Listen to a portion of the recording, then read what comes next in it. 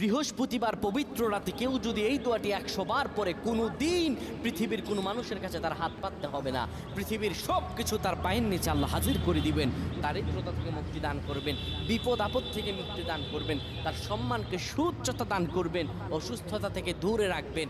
আল্লাহর অশেষ দয়া ও রহম তাকে দান করে দিবেন। সুবহানাল্লাহ। বৃহস্পতিবার রাত এটি গুরুত্বপূর্ণ রাত। এই রাত সপ্তাহে একদিন আসে। আরবিতে রাত আগে আসে, দিন পরে আসে। সুতরাং বৃহস্পতিবারের যে দিন গিয়ে রাত, এটি বৃহস্পতিবার রাত নয়, এটি শুক্রবারের রাত, এটি জুমাবারের রাত, এটি দোয়া কবুলের রাত, আল্লাহর কাছাকাছি হওয়ার রাত। সুবহানাল্লাহ। এই বৃহস্পতিবার রাত আল্লাহ তাআলা বান্দার দোয়া কবুল করেন।